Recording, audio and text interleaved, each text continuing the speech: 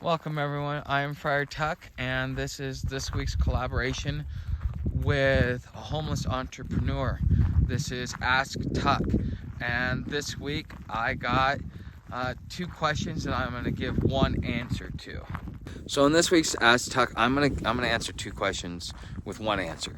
And the first question is, how do you I'm 5 years old. How do I explain this to my friend what homelessness is? And then the other question is, have you ever taught it in elementary school, and what lesson do you think could be passed on to kids? And honestly, I think that children should not be exposed to the horrors of homelessness. I think that children should be able to maintain their purity as long as possible, because that will help them. Later on in life.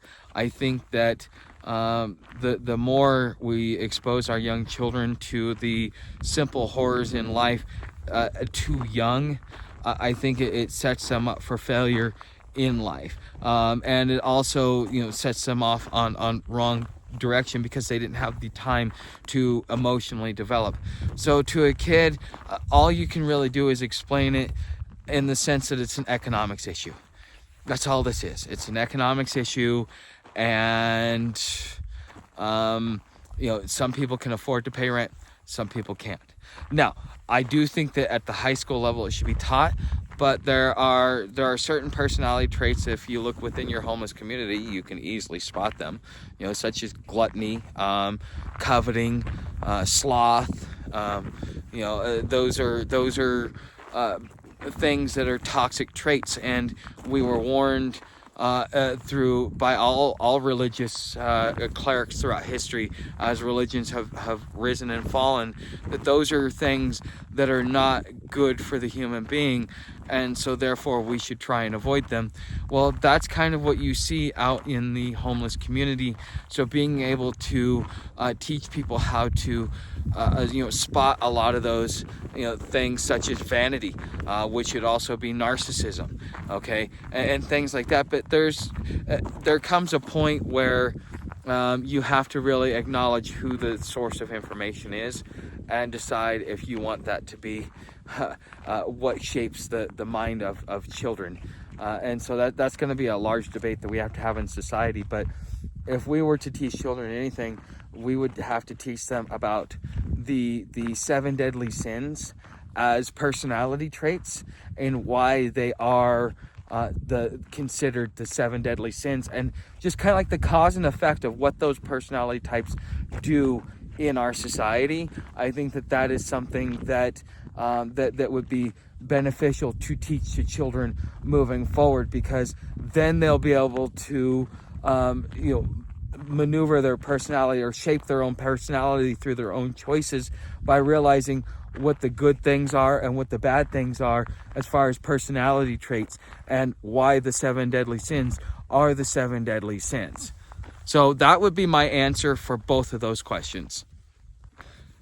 The next question that I have also comes from Barcelona. It was asking me the importance of speaking multiple languages, being homeless. Now, I'm not in Europe. If I were in Europe, I would say it's extremely important, because you guys have very small city-states or very small countries, and the borders are kind of open due to like the EU status or whatever. And you guys also have your paperwork. You guys do a lot of migration to begin with, as a continent. It's kind of part of your culture, and so I would say yes, that if you're in Europe, knowing multiple languages might be important. You might want to learn Spanish here in the United States, but you would be better off learning Mandarin, or learning one of the many Chinese dialects, so that you can operate in business. But for being homeless, you're not going to see a lot of that unless you're trying to push yourself to a completely different level. So as far as in the States, would I say, do you need to learn multiple languages, or would it benefit you? There is a little bit of a benefit now because of how many migrants we've had come across the border. But also here in the United States, we do not have an official language. For those of you that did not know that, the United States has no official language. I think during World War I or World War II, there was a vote brought up for the United States to have an official language, and German lost by one vote.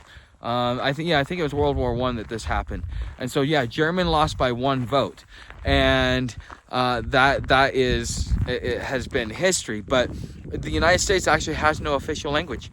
So, I mean, it's up to you to choose. It's based upon the region where you're at and how you think language is going to be shaped in the future. And right now, you have your own thing there. So I hope that this answers your question. All right, guys, thanks for being here. You guys know how to help out the channel. Come on over to Patreon. As you guys can see, I'm walking the open field. We have our place is way back there. Okay, I'm just kind of walking and doing a walk and talk with you guys on my selfie stick. So if you guys want to be able to see a lot of the behind the scenes, like stuff that we're doing on the homestead, be able to see the little bit of humor that we have, and we even have I had a post up there. It was like OnlyFans at the farm, and oh my god, it's dumb, but it's funny. It's funny as funny can be. And if you want something like that, come on over to Patreon. You'll get to see a lot of the behind the scenes of funny, entertaining stuff, just kind of what's going on at the homestead as I transition from being homeless to almost homeless. Although I'm technically considered homeless, I have a place to be, so I don't necessarily consider myself homeless. So we'll compromise and call myself almost homeless. Okay, and so this is the next stage of homelessness from being homeless. So if you guys want to follow a lot more behind the scenes, come on over to Patreon and join me there. Or if you want to be able to see the videos early here on YouTube, it's $2.99 a month, and you get early access to all the videos before I post, because they post like about 3 or 4 days in advance in most instances. So anyways, you guys know how to help the channel. Everything else is down in the description. Thanks for being here.